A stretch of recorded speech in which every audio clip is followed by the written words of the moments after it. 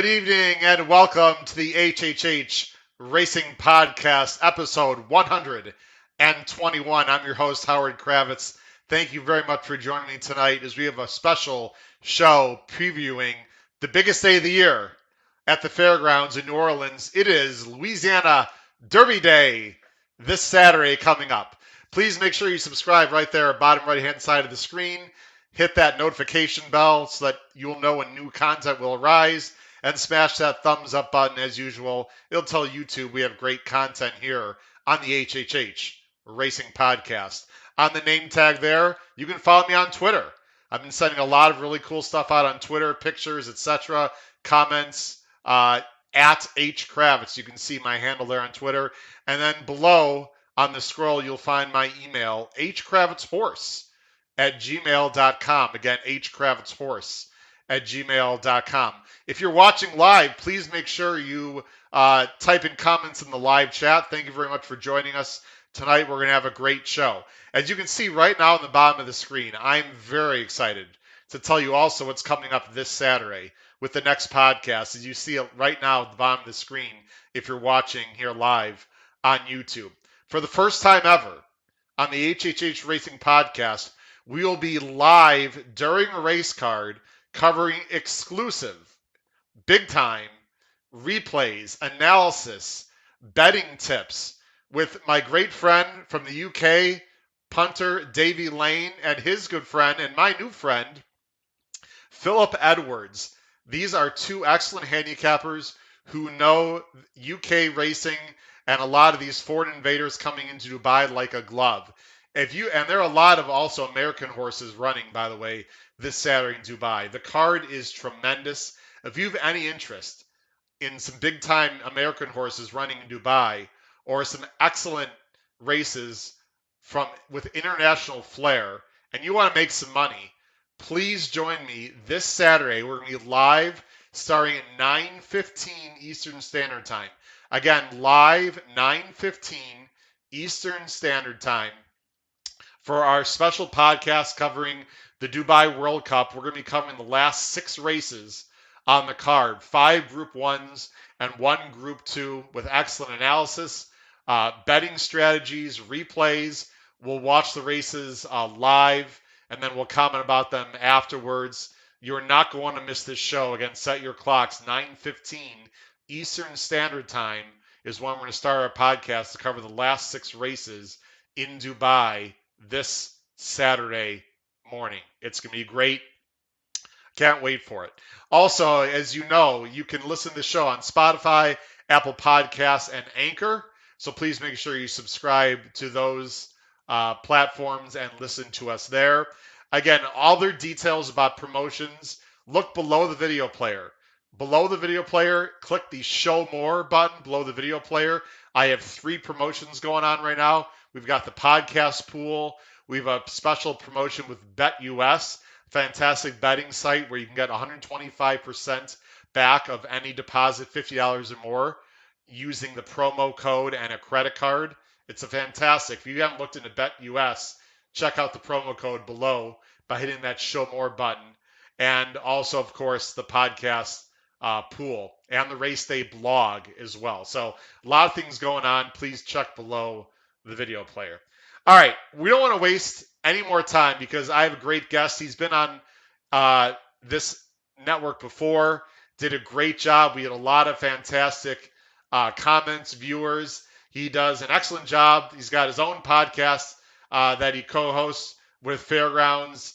He knows Fairgrounds like a glove. He gave us some great handicapping tips last time on the show when we had the preview for Louisiana Derby Day card. Let's bring him on right now live, not from New Orleans actually, from a probably 5-star hotel in Baton Rouge. Let's bring on right now. It's Chad Schexnayder. Chad, how you doing tonight? What's up, Howard? How are you? Yeah, I was in New Orleans last night, but not tonight. Work travel, so checking in from the Hilton tonight. Well, I'm glad you're here with us tonight. Let me go ahead and switch the banner here and make it. There we go. I'm sorry. I want to go just like that. Actually, I'm glad you're in Baton Rouge tonight. Very quickly, everyone in your family safe and sound. Horrible weather last night in New Orleans. For people who don't know, there's a tornado which is quite unusual going through, the city limits when there's no hurricane. Unfortunately, I heard there was a fatality. There's a lot of damage, but did not affect the racetrack. Is that correct? No, it hit it. The main part of the damage was in a little city called Araby, which is about 5 miles away from the track. But people I knew and some other people, Mike Diliberto, we taped our podcast today. He knew somebody that was over that got hit pretty hard. So yeah, it was kind of a strange night last night. Everybody was checking their phones, watching the TV, and it was pretty bad weather. And we knew it was coming, but we don't get tornadoes down here. I mean, that just doesn't happen. Hurricanes come with warning, and we know about those. But yeah, definitely prayers go out to those people in Araby and all those affected around the area. It did not hit the racetrack, so we're good to go this week for Saturday. Yeah, that's good. Very scary. I'm glad the racetrack is okay. And of course, our condolences and prayers sent out to everyone who was affected by the a tornado. From what I understand, the weather's gonna be great the rest of the week. However, It is. sunny 70s. And I actually heard the track didn't get actually a lot of rain. I think I saw that somewhere. So I'm not sure how much rain really the grass course really took. I'm assuming it's gonna be firm for Saturday. It's going to be firm, and I was surprised they took it off the turf today. To be honest with you, we started racing for this week today. They took it off the turf. I don't know why. I mean, it was pretty good shape. The rail's out right now, but it's going to be back to zero for the weekend. So the rail will be down, back to zero. Everybody's saying the inside should be good. We haven't run on the inside in a month probably. So we'll see how that plays out. I'm a little skeptical that the inside is really going to be that good. We'll see how it plays. Well, I know you talked about that last time. We'll get into the turf racing because it's tricky sometimes with that turf course, and if it's a big day at Fairgrounds, there's a chance there might be some bombs on the turf. So we'll see. There might not be bombs on the dirt, but we'll get into that as well. Chad, two quick items before we get into our handicapping. Number one, of course, we got a big Kentucky Derby prep and Oaks prep. I don't want to give any shade to the Phillies, but right now, quickly talk about your top three Derby contenders and what effect you think these Fairgrounds races during the winter will have an overall effect on the Derby itself. I've thought for a long time now, actually the last couple of months, without these Baffert horses getting points, that most of these horses could come out of New Orleans and they could come out of Gulfstream. My top three right now, I would have Epicenter first. A little bit of a homer pick. I'm not going to lie to you. I have that horse in the future pools, well bet. So I like Epicenter. I have him on top, and he's been good to me. I really was impressed with Forbidden Kingdom in California. I think that horse is very talented. He's got the kind of running style that's been winning the Kentucky Derbies in years past on the front end, run him into the ground speed. He's impressive. And I think, another horse I was really impressed with in the Risen Star who didn't get a great trip, didn't break well, was Zandon for Chad Brown. I think I'm interested to see where he ends up next. I think the horse can run all day, and he's going to improve with every start. So he intrigues me in the Derby as well right now. Yeah, my top three right now are all coming out of the Risen Star. I've got Zandon's my top choice right now. I just think he's fascinating.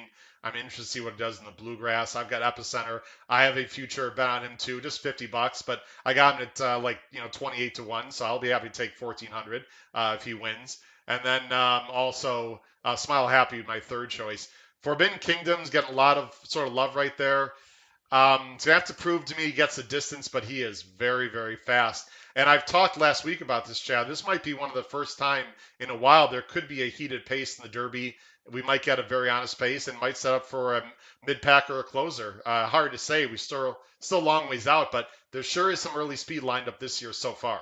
No, there is. It'll be an interesting scene. Honestly, with these point systems the way they are now, a fourth place finish, definitely a third place finish in these 100-point races, you're in the Derby. I mean, there's no doubt about it. And even the 10 points you're getting for fourth place, if you got points, if you got 10, 15 points already, 10 points to get you in as well. So very important to keep riding for those third and fourth place spots for sure.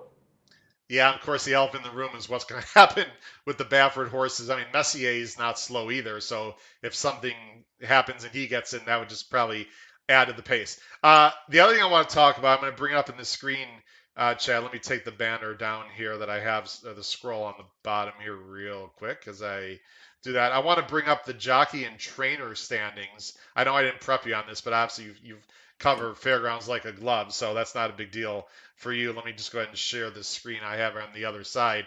Um, Talk a little bit. I'm going to go full screen here for a minute. Anything surprised you as we enter the last week? James Graham, I don't know. This is before today, so I'm not sure what happened today, to be very honest.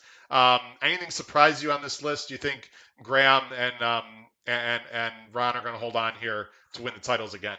I do. James Graham, I think he won 3 today. Oh So wow. he's just Okay. increasing his lead. He's riding well. He's won multiple jockey titles here. Rides a lot for a lot of the good outfits like Tom Amos and some others. So he's done well. Actually, he won the first race at the meet today for Ron Fauché. It's the first time Graham's rode for him. So what Wow. a odd that those two hooked up. But Fauché, I think, won a couple today too. So he's put a good number ahead of Brad Cox now. Cox has the bullets, obviously. If he wanted to make this close, he could. I don't think he will. Fauché's got a ton of horses in over the next 4 days.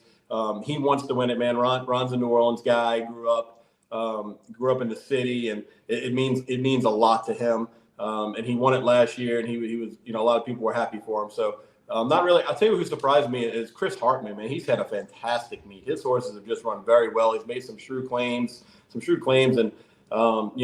he's just had an unbelievable meet. Tom Amos is always strong here, and obviously Brett. I'm glad Deshaun Parker and Loveberry came down. I think they added to the colony we had here. Then they did really well. I hope they come back. Mitchell Merlin, Colby, and Brian are all the usual suspects. So we have a few invaders coming in though for this weekend, the Gaffleones and those kind of guys. So I know Junior Alvarado's coming in too to try to steal some purse money, and we'll see what happens. Raylu got off to a fast start. I have to admit, I don't watch Fairgrounds on a daily basis. No shade to anyone out there. Is he just not gotten the mounts? Has he just been struggling a little bit? I mean, obviously he's doing well, but he was red hot there for a while, I believe. No, he was hot at the beginning of the meet. He's done well. No, he's won his share of races. I know he's taken a couple of trips to Oaklawn for the weekend. So he's been out of town a little bit here and there for a few big races, and he's come back in. But no, he's a talented little rider, man. I mean, he's streaky. I find at the Fairgrounds he was really streaky. So not so much streaky as going like over 15, 16, but hitting the board. But no, he's got his followers, and he's got the guys that like to bet on him. Well, and you mentioned the jockeys. I mean, basically the best jockeys in the United States are either in two places this weekend for the most part. They're either in Dubai because there are some there. I don't know if you heard my preview. Got a really exciting podcast. I'm excited about Saturday. I've been deep diving into those races as well. I enjoy betting the international races as well. By the way, I don't know, I'm just way off the deep end here. I don't know if you saw any of the races or replays from Cheltenham, but there were like 100. I don't know how many people were at that track in Ireland, but over the jumps. But wow, does that looked like a crazy atmosphere? Um, and the U.S. jockeys are going to be either in Dubai or in New Orleans, basically. So you already mentioned Rosario. I don't even know if you mentioned Rosario. I think I didn't. Yeah, but he's riding a lot of. He's pretty good. Sure. He's only Eclipse Award winner, Chad. Yeah. You buried the lead there. Yeah. Anyway, it's gonna be a great. He comes in a lot for Steve. He does. Before we're gonna jump into handicapping right now, and we're gonna show the Equibase entries for the first three races. I've got a special banner for the last two races in general. Before we get into the card, your thoughts about the card in general, the late pick five. I know you mentioned to me through email. We're not going to talk about it very much today, but there's some very good maiden races earlier in the card. I'm sure some high-priced horses. So if people like looking at the early 3-year-olds or some maiden races, there'll be some really high-quality races before the All-Stakes late pick five as well. Yeah, pay attention to those maiden races. Brad Cox and Steve Asmussen have live horses in those maiden races. The late pick five, overall, I think this card is a little bit weaker than the Original Star card from a betting perspective. Maybe not from a quality perspective, but we know a lot more about these horses now. And I think we're just going to have some big favorites in the back half of the card that I think, bettors can probably lean on in their pick 3, pick 4, and pick 5 tickets. So once we get into it, we can talk a little bit more about it. So it becomes one of those days where there's 50-cent pick 4s or pick 3s or whatever you do. You bounce those up a little bit. You play them for $2. You play them for $5, and you try to hammer it that way if that's the kind of style you like to go at it with. But we'll see. I think it's very top heavy. These races, once we get into them, you'll see it's very prohibitive favorites. Yeah, well, you don't know my picks yet, so I'm going to throw a few curveballs at you. But yeah, there are going to be some heavy favorites. And for those of you that are part of my podcast pool, this late pick 5, Chad, is me part of the podcast pool here for the HHH Racing Podcast, which basically we pull some money together to bet some big tickets. So people are interested to see your opinions, and especially on how you suggest we do our ticket construction. Did you hit the Risen Star pick 5 players pool? We did not. There was a bomb. One of the turf races had a One of the bomb, turf right? races got you, yeah, because we both loved Epicenter in there. I know that. Yeah. I'm trying. Yeah, we had up center there. I'm trying to think back now. Who was the bomb that won the turf race? She can't sing. She's back in. Yeah, yeah, yeah. Yeah, that one knocked us out. She's Uh, racing again, by the way, well, for she actually is. in this first race. I think we're going to talk about. All Yeah. right. One thing we're going to do a little bit differently. You're going to see this, Chad. I started this last week. I think it looks better. I like it this way. Is on the bottom of the screen now, folks. You're going to see a scroll of all of our picks. So you're going to see, folks. You feel free to write it down, or you can watch later, whatever. And of course, H is Howard, C is Chad. So Chad, you can peek down once in a while. You can see all of our picks there for all the 5 races together instead of separate banners. It creates more room on the bottom of the screen. I just like it better that way. And of course, at the end, folks, we're going to talk about our Caveman Pick 5 tickets and ticket construction. All right, are we ready to rock and roll, Chad? Let's get to it. All right, let's do it. So here we go. First race, I'm going to go ahead and bring it up on the screen here. Share my screen. And there we go. I'm going to go full screen here. So the late pick 5, of course, we'll show the PPs too. The late pick 5 starts approximately, it's a race 8, approximately, that says 3:37. That is Central Time. So approximately 4:37 Eastern Standard Time. It's the Tom Menson Memorial Stakes. It's for fillies and mares. They're going a mile and a 16th on the turf. It's $100,000. It's a field of 9. I'll go ahead. You can see the field right there, folks. Field of 9. And the morning line, I did not refresh this. So actually, you don't see. Let me see what happens if I refresh this. See if the morning. There we go. Morning line. There we go. The morning line. Apologize again for the advertisements. Morning line favorite is the 6, Hendy Woods for Gaffleone, Cassie and Gaffleone. I will admit, Chad, I've had a very busy week, busy day. The morning lines just came out today. I'm not sure when they came out today because they weren't out last night. So this is literally the first time, ladies and gentlemen, that I am seeing the morning lines. I personally did not handicap these races with the morning lines. Chad, did you? I don't believe you did either, correct? No, and to be honest with you, I kind of like I like it that way. I like it too. Yeah, I like it that way. Yeah. And another thing that sometimes I do is I handicap backwards. So I'll handicap the card backwards when I want to play a pick 5. I'll start with the last race and see how I want to end it first. And that's just something I read in a handicapping book where you just kind of switch it up and Yeah. you kind of feel like you're in more control when you're looking at it fresh with the last race. But yeah, the 8th race here is a good race. It's on the turf. And I was kind of looking for a fresh face in here. We got 2 fresh faces. I think that's going to be tough. And Mike did put them the top 2 choices on the morning line. And Hindi Woods is 5-2, and you look at Gam's Mission coming off a layoff at 7-2.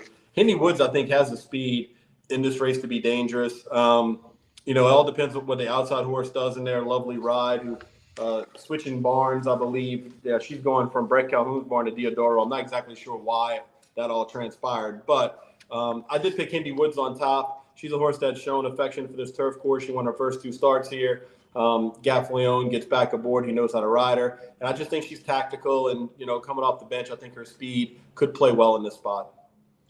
Yeah, and the other layoff horse would be Gamma's Mission, who I think was a bit underrated last year. I mean, she was in some very tough spots for Sri DeVoe. Gets a Beshiza in the irons this Saturday. Right. And we saw her here as well at the Fairgrounds. She ran on Derby Day last year. She broke her maiden actually on Louisiana Derby Day last year. So Yeah. she ran well. She parlayed that into a couple more wins. They threw her into the deep end in the Belmont Oaks. She didn't embarrass herself. I mean, she was 4th in there, and she ran the mile and a quarter admirably. Then they gave her some time off, brought her back for Aqueduct, and she ran well in that race too, and didn't get the perfect trip in there. So she's very talented. Cherie DeVos had a fantastic meet here, and her fillies have run off the screen a lot of times. She's done well with first-time starters, and I think this one. The question I have is, I'm sure this is a prep for something probably at Keeneland.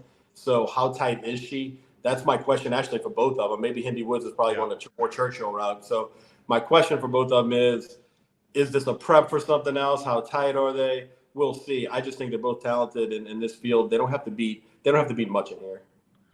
Yeah, I mean, you basically, I'm just going to put us on screen because I just want to emphasize what you just said. I think that's the whole key to the race. I mean, it's hard for me to believe that $100,000 race, which by the way is like a main race in Churchill Downs these days, Right. is what these horses are shooting for. These have got to be just a means to an end. Now I'm not suggesting they're not ready at all. I'm not suggesting they're not going to try to win, but as two of the lower prices, horses coming off layoffs, where their goals are most likely something else, that's a little bit dicey, and that's the reason why I'm not going with one of these two on top.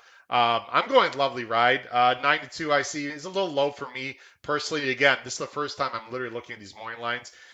There's two things I like about Lovely Ride. Number one is it just seems to me, Chad, that often in these big turf races at fairgrounds, the speed doesn't really develop. And when you have horses coming off the layoff, I think it's a very murky pace situation.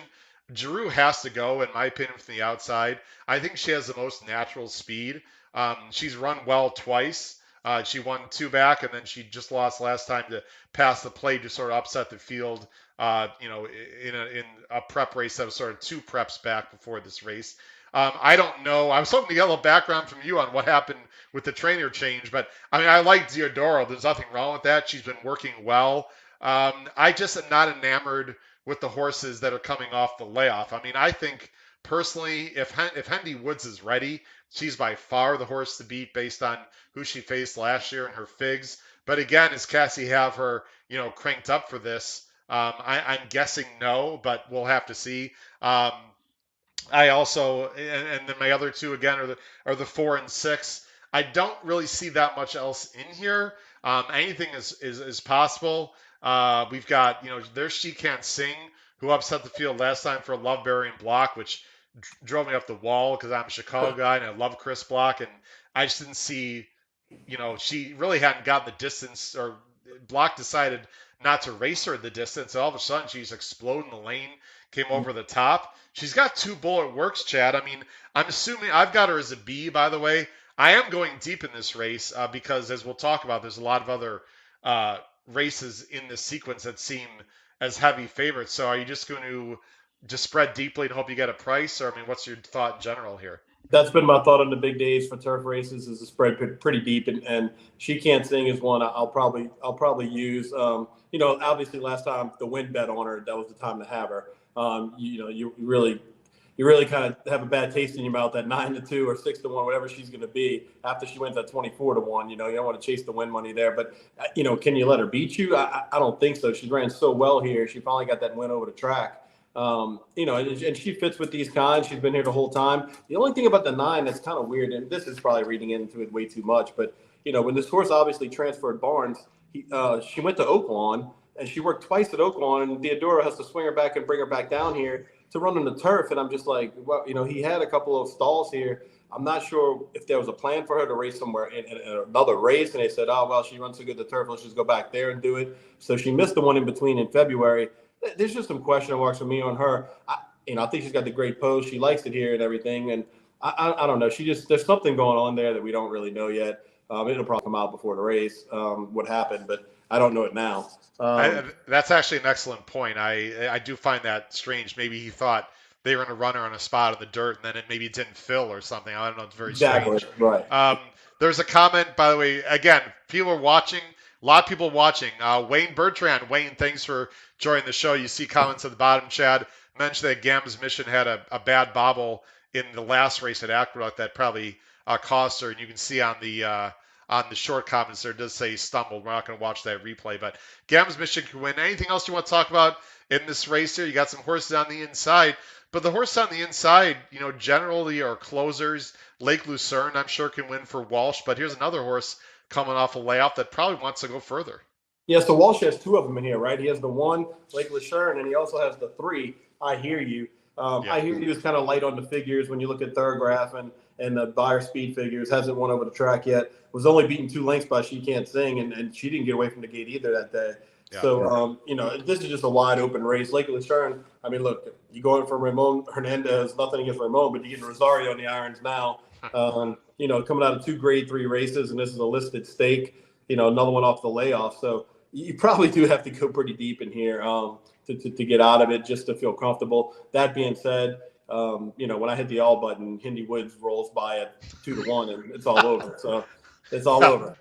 That's very possible. I suppose Rosario jumping on Lake Lucerne might give me a little more attention just because he's not just going to hop on anyone in these races. So perhaps this 5-year-old mare is ready. All right, let's go on. It's a tough race. It's gonna be very interesting to see. I'm assuming Henry Woods is gonna be the favorite. I don't think either one of us would actually want that horse to win though. So it's gonna be one of those based on the rest of the sequences we're about to see. All right, let's go back to the Equibase entries here, and let's go on to the next race. Race 9. This is the New Orleans Classic Stakes. It's a grade 2. This is for the older males. They're going to be going a mile and eighth on the dirt. This is a nice purse. Wow, $500,000. Real nice purse. Small field. I'm not surprised, Chad, just because again, a lot of the best older horses are in Dubai or resting up for maybe not Keeneland, but a big campaign the rest of the summer. But congrats to Fairgrounds for putting up this nice a purse. A little disappointed it's a small field, but it's a nice field. The big favorite, one of three big favorites on the sequence we're going to talk about here. This one is the number 2 Olympiad for Mott and Alvarado, and you are going, as I'm sort of scrolling here, that is your topic, I believe. Yes.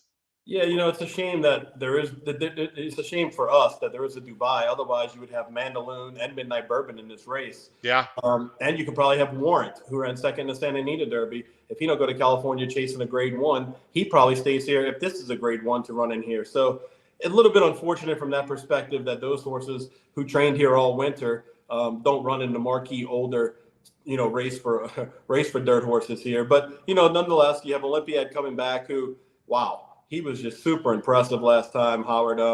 Even money he made even money hold up, set a new track record by a 100th of a second in there. Ran a negative number in Thoroughgraph, and Okay. he's going to get a pace setup that's better for him this time than what he had last month. I mean, there's just this whole field's full of closers, and he could be long gone in the stretch by the time these horses start making their closing move. 8-5 would be 8-5 would be a gift. I mean, this horse will be 3-5, I believe, when the dust settles. But you have some other horses in here. A guy like Todd Pletcher, he loves to send horses to this race.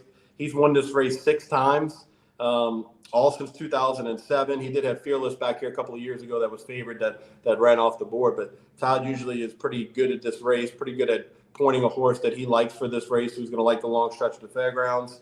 Dallas Stewart does well in this race too. Chess Chief won this race last year, and he ran in it 2 years ago and was DQ'd actually for third. But he won this race last year. Dallas has won this race a couple of times himself. And Chess Chief, look, if Chess Chief keeps winning here, he's got a stake named after him because he's run 31 times, and all 5 wins have come at the Fairgrounds. So he don't win anywhere else, but he wins at the Fairgrounds, and he gets Lasix back on. So, but Dallas isn't going to take him out of his style of run just to come impress Olympiad. I think you're going to see Dallas, closing like he usually does with this horse, and I think maybe try to find a horse that's a price if you want to play a try or something like that. Don't take the second choice, whoever that may be. But I think Olympia is just going to be long gone. Proxy's very interesting. Did you pick Proxy on top or? I sure did. Yeah, Proxy. I chased Proxy last year. I had the future bet on him. 5-2. Oh well, my goodness! he was, I mean, this horse would have to be 5-1 for me to bet him. But who's doing the damn morning lines at Fairgrounds? Don't you know this guy? You need to talk to him, Chad. Yeah, well, he's going to be bothered. That's the thing. Everybody, they love that horse down here. I mean, he's coming second off the layoff. Mike Stidham's talked about they took the blinkers off of him, and it didn't really help him last year. Mike didn't think it really helped, so they've taken it off. He's going to have to be a little closer too. He's got to get away from the gate a little better.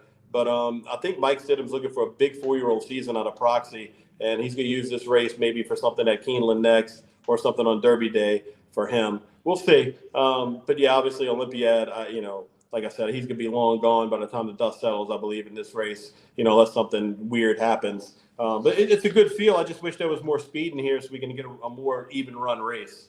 Yeah, I was going to show the Proxy replay. Again, replays are tricky because unfortunately I'm not sure who does the YouTube channel for the Fairgrounds, but it's not really consistent. They don't have every race up, blah, blah, blah. I don't want to get into it. But anyway, I will say, listen, We're going to say this a bunch of times in the next, half an hour here. Olympiad by far the horse to beat. You're not getting 8-5. We agree with that.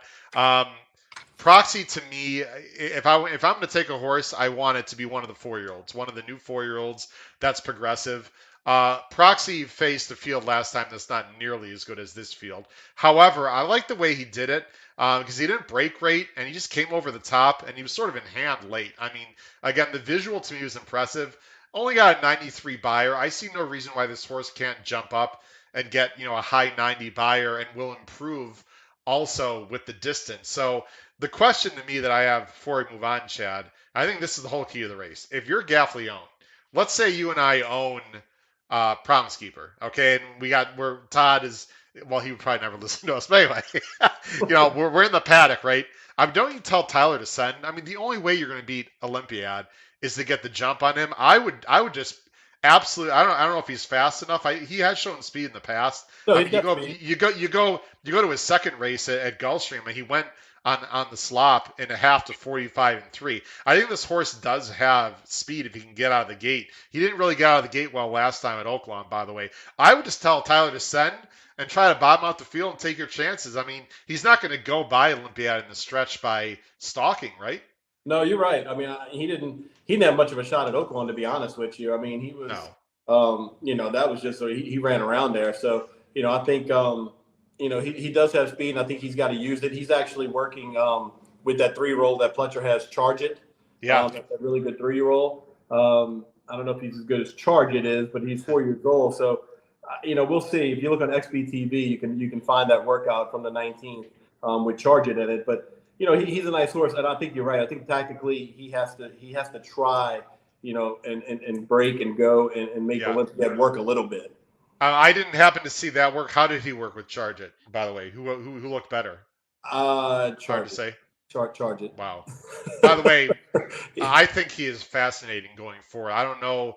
I think he's running the Florida Derby. I think he's a serious horse. I like him better than any of the horses that have been running down at Florida. I know we're digressing, but I like Charge It a lot. I don't know if the Derby, if he qualifies, the Derby might be too much too soon for him. I believe he's a Windstar also. I like him. Well, Um, Promise Keeper runs huge in this race. okay. Put that I, asterisk by Charge It. I will also say that a lot of Pletcher's horses coming off layoffs unusually have not done well, like Command Performance. There's a bunch of horses that have sort of disappointed off the layoff. So the fact that Promise Keeper actually ran pretty well off the layoff gives me, cause for pause in a good way. But again, if I think anyone that upsets the field, it's going to be Proxy coming over the top. But Olympiad's clearly the horse to beat. All right, let's go on to the next race. Here's a race that I think the most wide open race. In fact, I'm pretty sure the most wide open race of the late pick 5.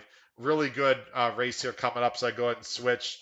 This is going to be on turf again. And as we mentioned, ladies and gentlemen, it just seems like turf can yield some prices at the fairgrounds. This is the Munez Memorial Classic. It's their top turf race of the year at Fairgrounds. It is for the older males. They're going a mile and eighth on the turf. It's a $300,000 purse. I'm going to go ahead and go full screen here. It's a field of 9, as we can see right there. My buddy on the bottom of the screen that was bet down unbelievably in the last time, Santine, actually did run well. Didn't win, but he ran well. Is 7-2. But the two favorites here are the Chad Brown horses at 2-1 and 5-2. I'm chuckling a little because I think both of them are hard to trust. I'm sure you agree. Sacred Life and Devamani, either one of them can win. Who do you like here, Chad, in Munez? I don't like the Chad Browns and their combined 15 years experience. I don't like those two. I got a price horse in here that I really like, and it's another mystery. And I could be getting a little bit greedy because I did like this horse at Sam Houston last night. I really thought the horse got up. He dead heated into Connolly, which was a great grade 3. If you look at his figures, it's one of probably the best races he's run in the last couple of years. This horse, he's going to need a pace setup. Loveberry likes to come from over the top. He goes back on Lasix now. I think this horse gets the setup he wants in here. Sacred Life, if I had to pick a brown horse, I think Sacred Life is much better than the other one. I don't like the 3 Devamani at all. I think his best races are on soft turf. He likes a little give in the ground. He's not going to get that here. So if he comes over here, I think he's a bet against. I'm not even using Devamani in the pick five if I don't have to. I mean, if I hit all on a ticket, obviously he'll fall into that group. But he's definitely a favorite I would pick against. But Sacred Life, they work together as well. Both of these Yeah. horses, if you look at XBTV, that they're working together. I think Sacred Life is a better horse, and he outworks them every time. Now, you don't know that you really, can't trust too much on the workouts. But that being said, I'm going to use Sacred Life for sure. I just like these turf horses. I like these prices, and another mystery at 12-1 intrigues me. Intrigues me a lot, and I think you got to use Santine too. Go back and watch that race. He started running late when he got the chance. He was coming. He just wasn't going to get there. Cavalry Charge hung on, but I think some people are going to come back on Cavalry Charge in here as well. But we'll see what happens. I just think Cavalry Charge doing that twice in a row, the rails being in, I think it should play a little more fair, and there's a little more speed hopefully in here to set it up for another mystery for me. By the way, when Cavalry, we talked about Cavalry Charge a little bit last time, And I and bet him the when this time horse, before. Yeah, I bet yeah, him the time before. yeah, we both did, and I remember talking to you about it on our show here. You go back and check it out, folks. I remember I said on the show, I said, what kind of ride was Cavalry? I don't know if you remember this. I said, what kind of ride did Cavalry Charge get last time? And of course, the time we don't bet him, he wins it. What was it? I mean, oh Look, boy, I'll tell you look, what, that race frustrated me more than anything because I loved him the time before. He yeah. got a ridiculous ride, no disrespect, but it was just he didn't use his speed, and then he uses his speed and wins at a monster price. He's not impossible here. Santine, I thought ran well. I'm surprised. I'm a little surprised that Hamo didn't come back to this race, Chad. I suppose. Um, that's Pletcher, right?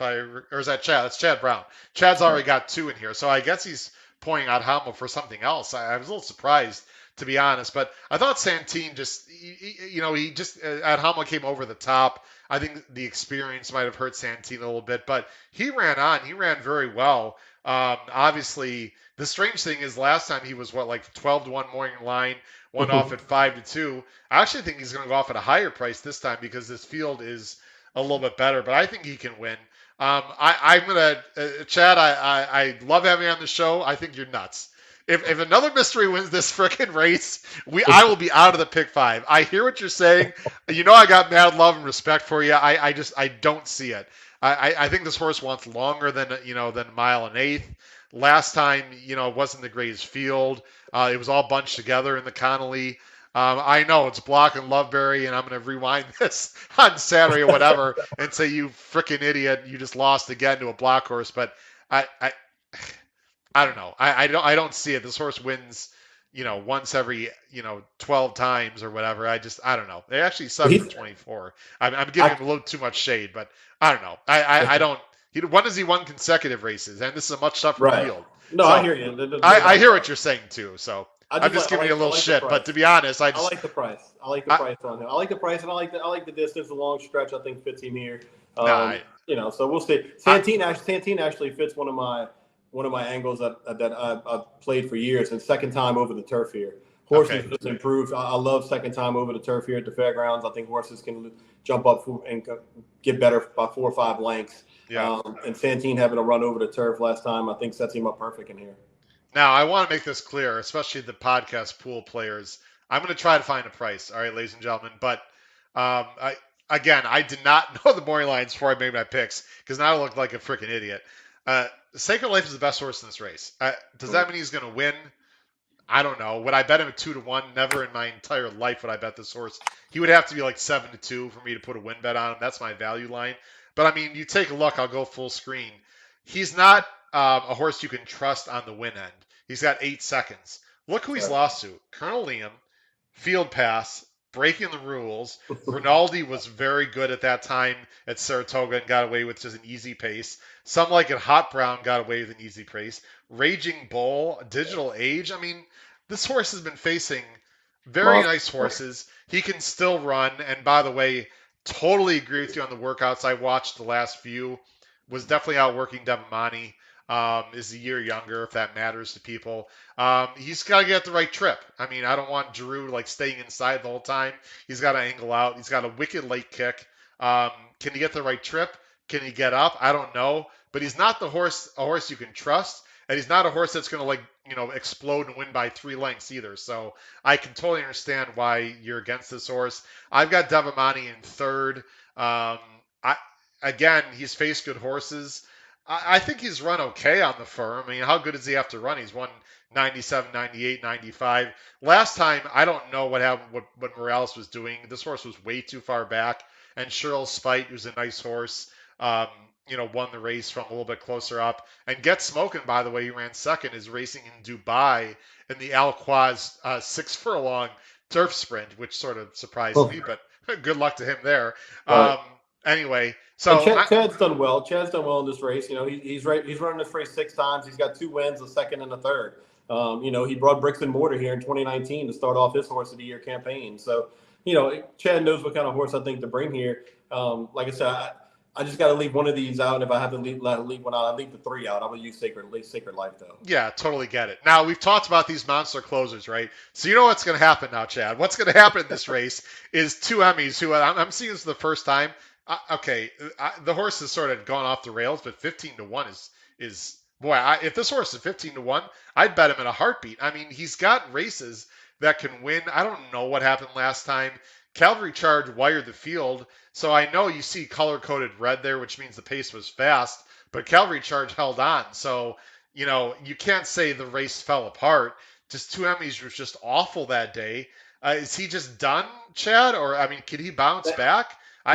This horse can win. It wouldn't shock me at all.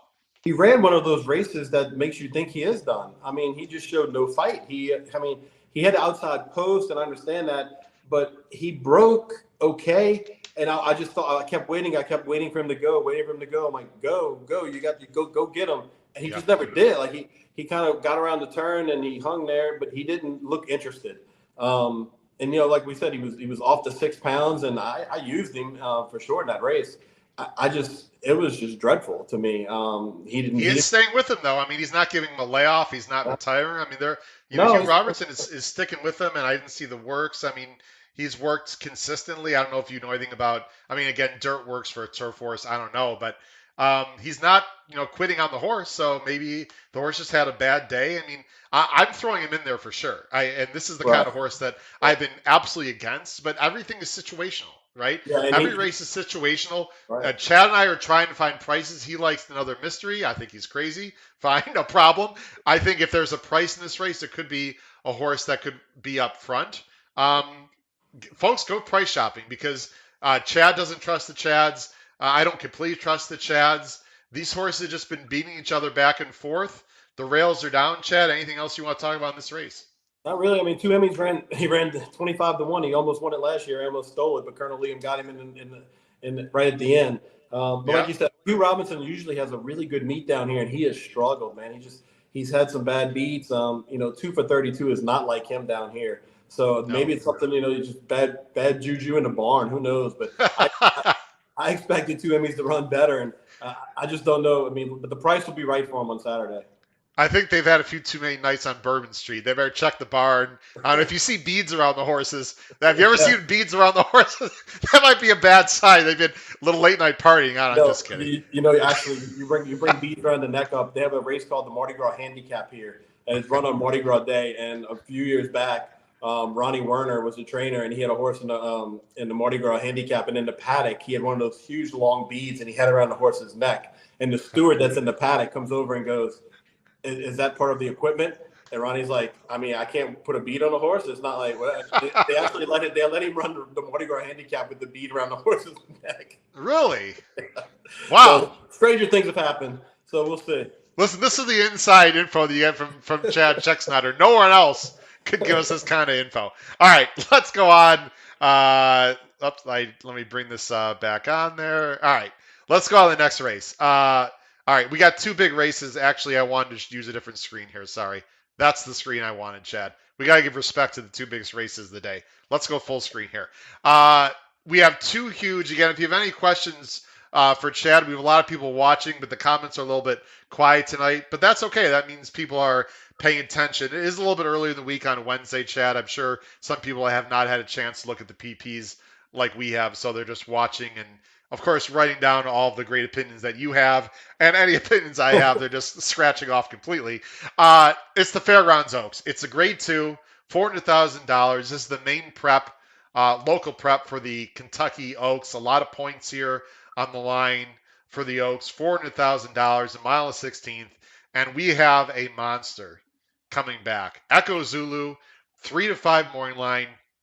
What can you say about this horse? She's been awesome. She's undefeated. Won the Breeders' Cup Juvenile Fillies. Before we talk about the race in general, talk a little about Echo Zulu. What have you heard, Chad? How has she been working? What's the vibe on Echo Zulu right now? Why has she been off this long? Why not any other preps before this race? Well, I think Steve, wants the Sabre to have a big season, and he thinks he can get the job done here, just with the workouts that she's shown, and she really ramped it up the last couple of weeks. You see the work on the board, that minute and one. She actually came home in 35 and change in that work, which is really good here. So I think the screws are tight enough to win. And look, I mean, once again, from a pace perspective and being a pace handicapper, having the rail, I mean, everything is in her favor in this race. And, I know you want to try to beat her 1 to 5, 3 to 5, whatever. She just has them by advantage. 3 grade 1s as a juvenile. Steve's very high on her. I did mention to Steve on Sunday, I told him, for as many races as you've won here, he's never been the favorite in both the Oaks and the Derby on the same day. And he was just like, huh, okay. He said, well, I guess I just got to win them both. And I'm like, well, yeah, that'd be nice, I guess, for you. But no, Echo Zulu's a talented runner, man. I mean, Steve loves the way she's working. He wants to give the Fairgrounds Oaks its fair due. He don't want to look too forward into Kentucky, but obviously that's the goal with the Kentucky Oaks. He likes the 6 weeks, he said. So he's expecting a good effort out of her. I don't know if she's going to break any track records or anything like that coming off the layoff, but she's certainly talented, and she catches an Oaks field that, let's be honest, that has a lot to prove from a numbers perspective. Before we talk about the rest of the field, Chad, I Yeah. got a question for you. I'm going to bring us both back on full screen. Uh, Trainers and connections, they have a pretty good idea where these horses are going to go.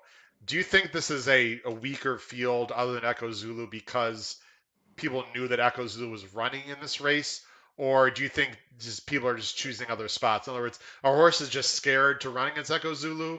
Or is it something else, do you think? No, I think, this is the time you want to catch Echo Zulu, right? Don't you want to catch her first off the layoff? I mean, Totally agree. I don't know why they'd be scared to run here. You better be scared of her in the Oaks if she blows them out the competition here and she's working the way the way Steve wants her to. That's the place you want to be scared of her. But I don't think you should be scared of her here. I think that the Philly division was just a little light down here this year. We had a bunch of good years down here with Fairgrounds Oaks fillies. We were due to have one that just didn't pan out, to be honest with you. Yeah. Brad Cox really he threw a turf horse into the Rachel for the hell of it, and pops and wins at 17-1. Got an 81 buyer for a grade 2. I mean, that's unheard of. So I just don't think I'm surprised more didn't try to ship in, to be honest with you. I mean, Pletcher shipped in every time, but I'm surprised that some of them didn't ship in again to try and get some points here, because it's a lot of points, and you need the points to be in the Oaks. So you got to get them from somewhere. And this might be the time to catch Echo Zulu. So I don't think it was that. I just think that down here right now, we had a lot of good years with Oaks fillies, and this year was just a little light. Yeah. Now let's talk about the horse that I have. And again, I'm trying to beat the favorite. I'm not an idiot, folks. Some people might say I am. That's okay. Echo Zulu is tons the horse to beat. Anyone who looks at the PPs knows. Um, I'm going to try to beat her. I guess I'm very stubborn, Chad. You've got this horse second, Hidden Connection. Um, to me, this is make it or break it. I mean, I don't know what's going on with this horse. I loved her in the Breeders' Cup Juvenile. I'll just flat out say it. When I'm wrong, I'm wrong. She didn't break well. It was a nightmare trip. It just didn't work out. Okay, fine. Last time, I guess you could say she needed the race, but I thought she was just awful, to be honest. She was 2-1. I only lost by 3 lengths, but I expected a much better performance. Had absolutely zero excuses. You've got her second. I mean, it looks like she's just going to sit off of Echo Zulu. I mean, I don't know what her excuses are going to be this time.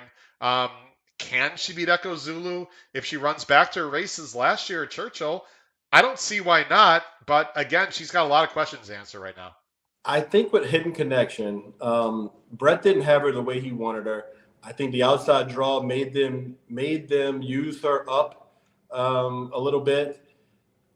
Ray Lou came back and said, he was in a good spot. To be honest with you, if you can remember that race, Lacrete was on the lead, and she Yeah. broke.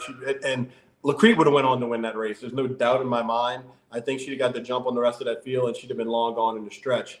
Um, Echo Zero, Hidden Connection had to shift a little bit in that little, but inside the 3/8 full. When that happened, I don't know. I don't think she took a bad step or anything, but I think she had to quit running for a second.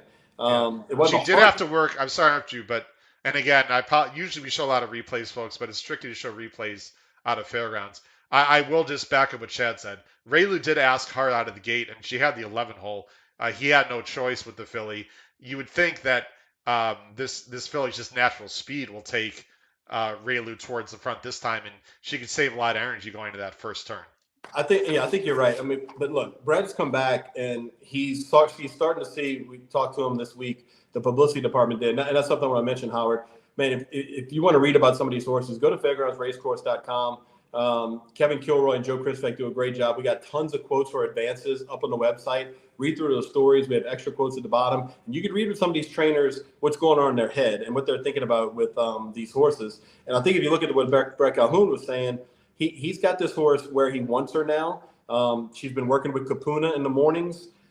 They've been working very good together. The 58-1 change, that's no joke. That's no joke work. I mean, Kapuna was right there with her the whole time, pressing her. So I think she's got some air in her lungs. Here's the thing with me.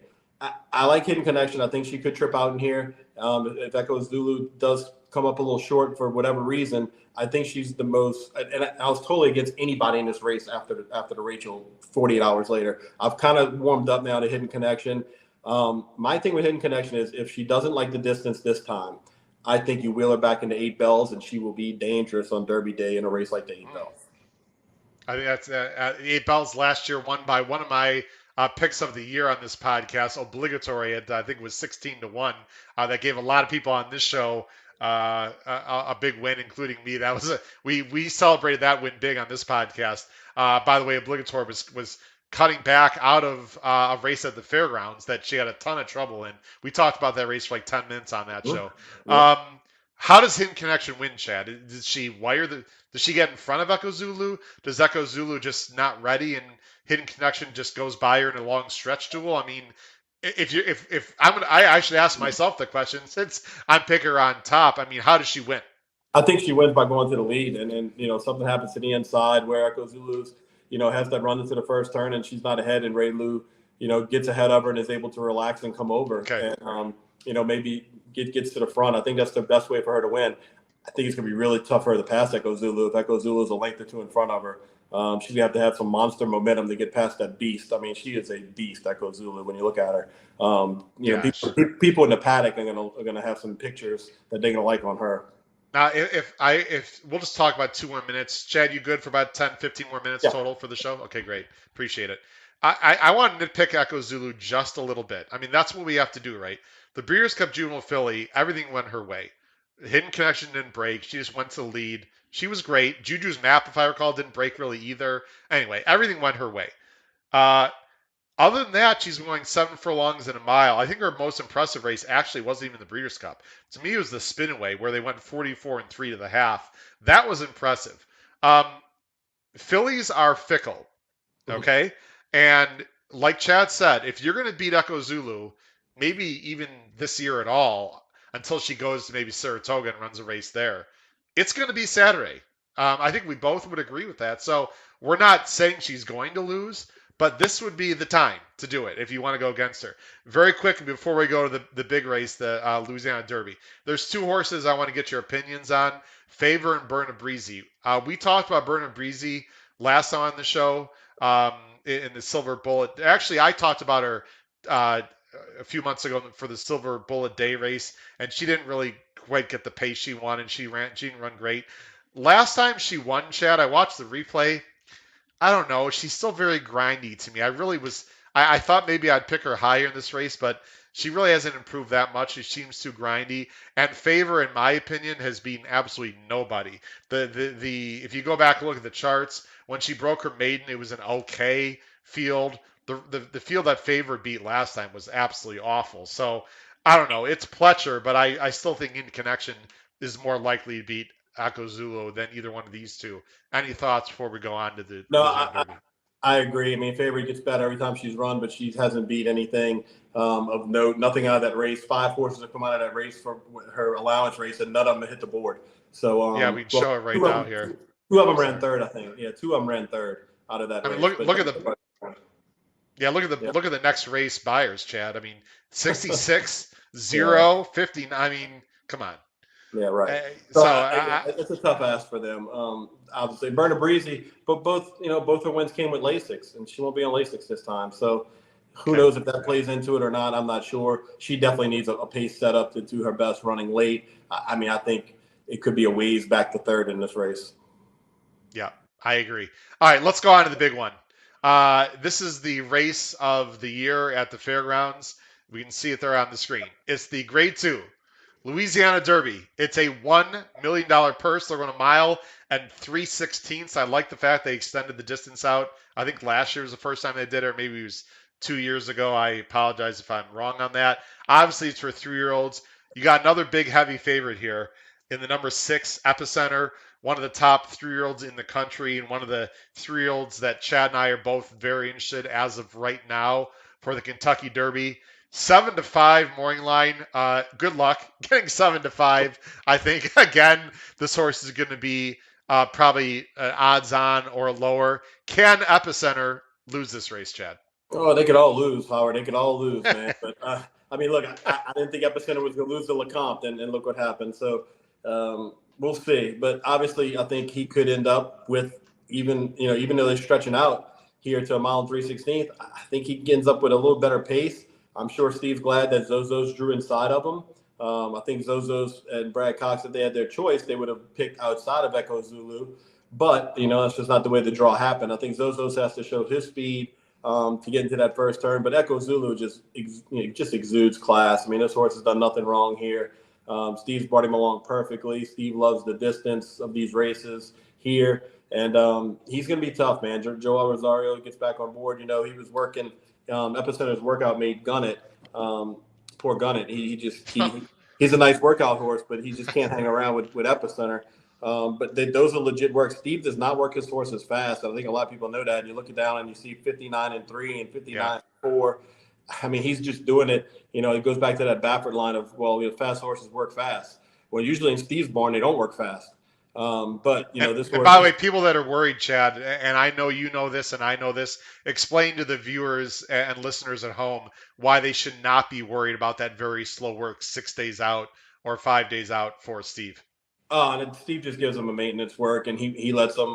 He don't stay tight on the turn. He comes around, and they're usually, 4, 5, 6 paths off. Just letting them stay happy and do what they kind of want in those maintenance work. So the times always, get closer to 50, something like that. So he always does that 5 days out, guys. So always on Monday. Yeah, he's a big guy. He stays and watches the Monday works here, and then he usually goes to Oaklawn or somewhere else where he has to be. Yeah. But he works all his good stakes horses on Mondays. Now we'll get to Zozos in a minute. You've got Capuna, and again you mentioned Capuna because Capuna has been working with Hidden Connection. I have not seen those works. I don't know if you actually seen the visual. Who's been working better? Do you take that as a positive or negative that she's been working with Hidden Connection? Talk about why you like this horse. So I kind of like this horse. No, Capuna's been working great. Capuna actually got a little bit better of Hidden Connection, according to Mike, on the gallop out on that 58 day back on March 11th. Capuna's growing up fast. And let me tell you something. Brett Calhoun did this a few years ago. He took a maiden by the name of By My Standards, who broke his maiden in February, and he turned around and he brought him into the Louisiana Derby, and at 20-something to 1, By My Standards ran like a wild horse. I'm not saying By My Standards and Capuna are the same horse, but this is the same kind of pattern, and Capuna actually has a little more racing experience under his belt. And I think Capuna is one of those that's improving at the right time. If you read between the lines from Brett, I was going to pick either Capuna or Zozo, somebody in that 8 to 10 to 1 range to run second. I think Capuna's the one that's probably going to be a higher price. There's a lot of buzz on Zozos and has been for a while, and it's Brad Cox. So give me Capuna to hit the board. And, I think he's working well, and Brett has this horse prime for a big effort. And he's got the race over the track here, going 2 turns already. He lost to Cyberknife. There's nothing wrong with that. Cyberknife could be a solid choice in the Arkansas Derby, I believe, next month. He's grown up a lot, and he's grown up a lot in the past too. These 3-year-olds they can grow up fast. It doesn't take them long for the light bulb to come on with some of these good ones that have class. If the light goes on, you're going to see him run a big race on Saturday, and I expect him to run big, and then we'll see what happens. I just added Capuna to my ABC ticket, Chad. Just for the record, I'm writing it down. You can't. I know we're not on screen. I just wrote it down.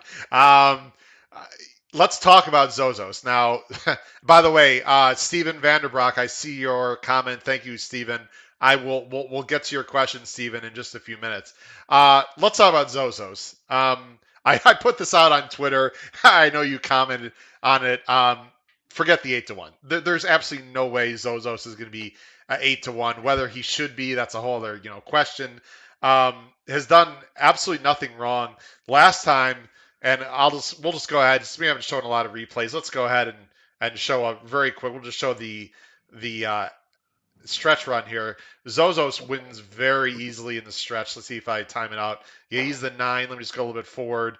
You see he's a little bit goofy there. He's sort of leaning in, and it was a moderate pace, but boy, once he hits the stretch and he goes left-handed, this horse absolutely explodes. The horse that is second, I believe that was Barossa, who was a horrible even money choice. Didn't really, run that well, but this horse looks like a serious horse to me. I love the way that he's running. He wins for fun. It's Brad Cox. It's Giroux. He's got a workout. He's been working great. Munnings, I guess you can question whether the horse wants to go that far. That's something, out of a forestry mare. So definitely has sort of kind of sprinty miler kind of breeding, Chad. But you'd have to believe that Brad Cox thinks this horse can get the distance. It has been working lights out.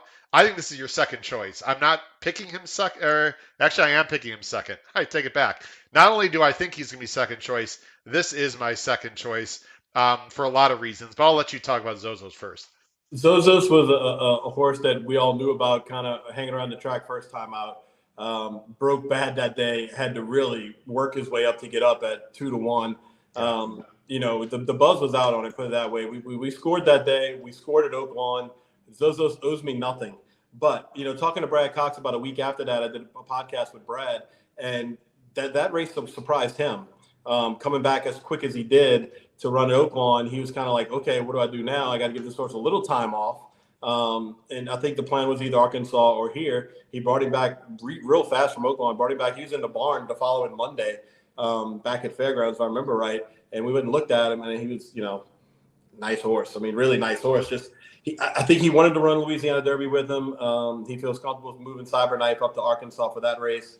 He's going to give him a shot here. It's kind of a Hail Mary for the Derby. But look, if he runs third, he's got the points, right? I mean, if he gets third, he's got the points, and Brad's in the Derby. So here's what I don't understand. Maybe you can help me. Cyberknife ran and was stabled at Oaklawn. Zozos was stabled and ran at Fairgrounds. Why don't they just stay at their own, run out of their own stall? I'm not against it. I just found that strange. I don't know. Well, yeah, Zozos was never stabled at Oaklawn. He was always here. He was always here. But he did run. I mean, he got a race over the track. You'd think maybe. Yeah. Brad didn't want to wait for the 2-turn race, an allowance race that Cyberknife ran in. So I think it was a timing thing, the way they've been running. So he used that race to go at Oaklawn to see if he's got a nice horse for 2 turns, and he does. So I think I think that was his thinking there. And Cyberknife, just the way the timing works out, kind of fits him a little bit better. So fair enough. Look, we got to talk about Call Me Midnight. Yeah, we do. Yeah, Call Me Midnight is kind of lost in the fog a little bit because he skipped the Risen Star. But Keith DeSormo, if you talk to him, he learned a lot on the Derby Trail. I think he had My Boy Jack back a few years ago, and he was chasing points at the end, ran into bluegrass, and he was kind of left without a fresh horse for the Derby. So he didn't want this to happen this time around. This horse, has worked extremely well the last couple of works. If you look the work of the 19th, he worked 47-2. He's actually out in 59-3. Keith said he's never had one work this good at the Fairgrounds. And Keith's been around a long time. Wow. So yeah, go back and read some of the quotes on the website.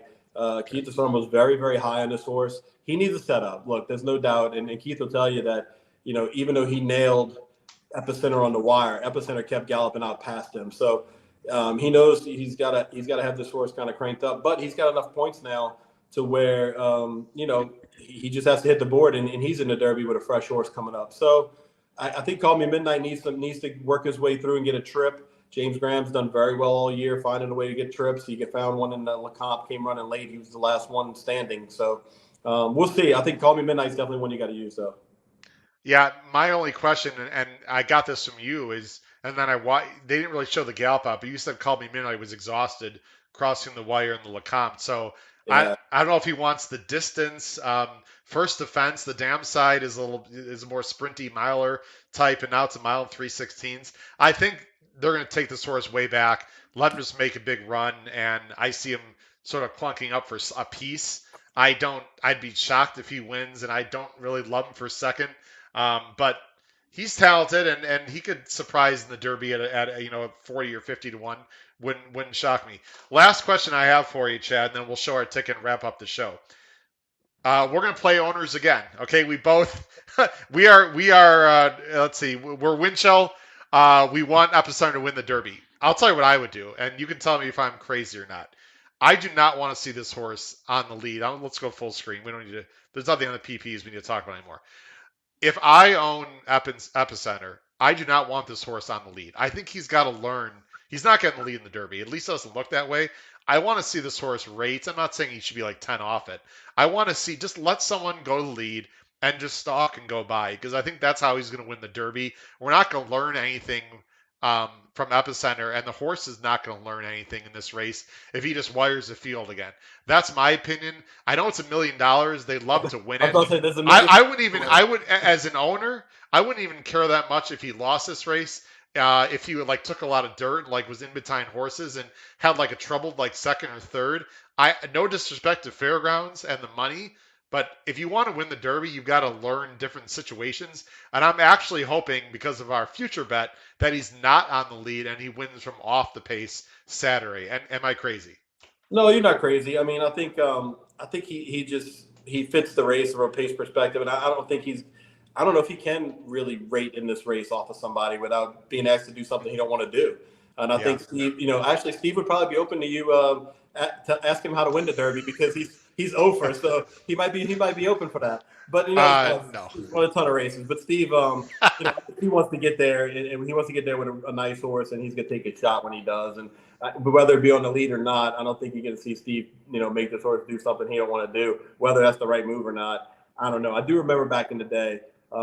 Jerry Bailey rode Repent for Kenny McPeak about 20 years ago, and I was working for publicity, and I went down, and he had lost I don't know if he lost the Risen Star, maybe he won the race or something, trying to get an interview, and Jerry Bailey's all mad. He just won a big race on Repent, and he goes, he didn't learn anything. That's the problem. He didn't learn nothing. He did it like he needs to do something better. But he kind of ripped the horse that he just got off of and won a huge $750,000 race. But he was thinking about what was going to happen next. To your point, and he's like, this horse didn't learn a thing in this race because of what just happened. That was 5 minutes after the race.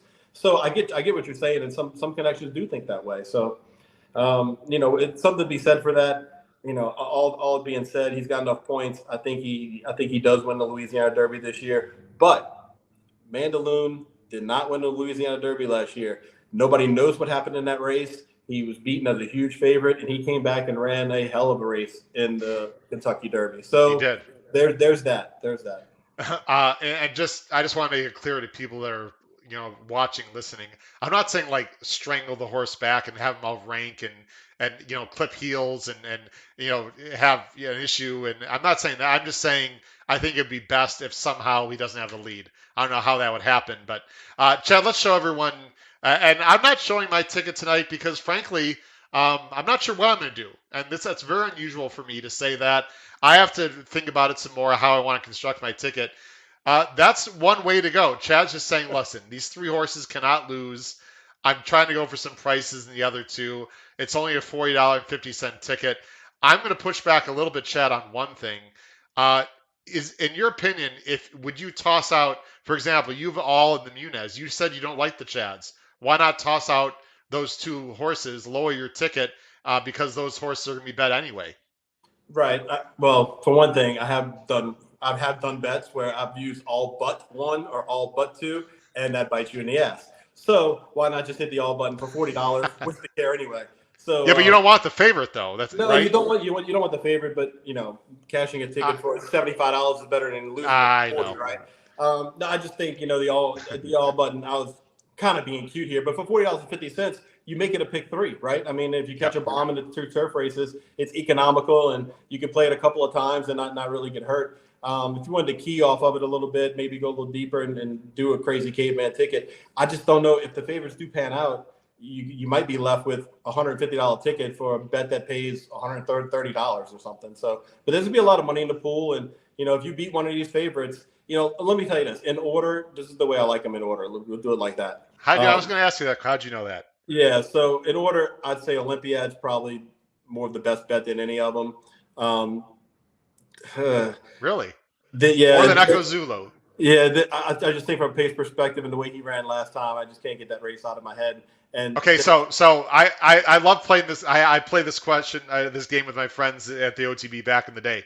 I'm giving you $1,000,000, Chad. You have to pick one of these three that is going to win. You're saying Olympiad. Olympiad. Okay, go ahead. Yeah, Interesting. Olympiad. Olympiad, Echo Zulu, Epicenter. Just because we like Epicenter, and I think he's going to win the race. But that's a 9-horse field. I've seen stranger things happen in the Louisiana Derby for some reason. War Will lost the Louisiana Derby. Mandaloon lost the Louisiana Derby recently. By my standards, has picked up and won at 20-something to 1. These 3-year-old colts can really get hot.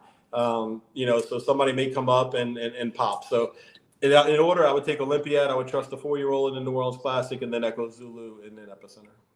Now, I'm selfishly going to hope, no disrespect to any connections, that Echo Zulu loses, because of those three, I think we'd agree Echo Zulu is going to be the lowest of those three. Absolutely. Yep. What, 2 to 5? I mean, right? Yeah. And I'd say Olympiad,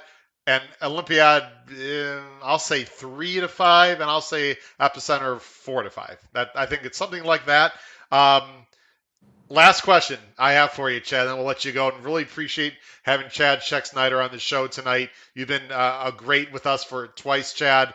After I ask this question, I want to know what your plans are here after the Fairgrounds meet.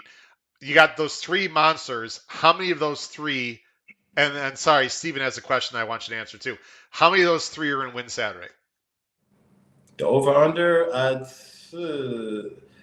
yeah, put 2.5. Yeah, put it at 2.5, but juice it maybe to the under. Okay. I know you look at the card real quick, if you don't mind here, Chad. Your best bet and a long shot. I know you gave us a long shot last time. You gave us a maiden who ran on the turf that I think ran okay. Didn't win, if I recall, but ran well. Had turf breeding. Anyone off the top of your head to help Steven out and people at home? A long shot, whether it's in the sequence or outside. And then I guess your best bet you're saying is Olympiad, I would assume. Well, it's Olympiad. And I think on the podcast, I said Epicenter because I thought it'd be a little bit higher price probably. So I picked Epicenter on the podcast as the best bet. Long shot of the day, why not another mystery? Why not just stay with it? Wow. Another mystery in the Munez. There you go. Look, earlier in the card, I could tell you somebody earlier in the card. All right. By the way, James, thanks for joining the show. Appreciate it. James appreciates hearing all of Chad's views. Chad's going to give us on the show, guys. I'm ready to write this down. Here comes the long shot earlier in the card. So, and there's a couple of Louisiana bred stakes earlier in the card. Okay. And these Louisiana bred races get a little crazy, Sure. especially on the turf. So if you go to the six races, the Costa Rising, it's a 5.5 on the turf.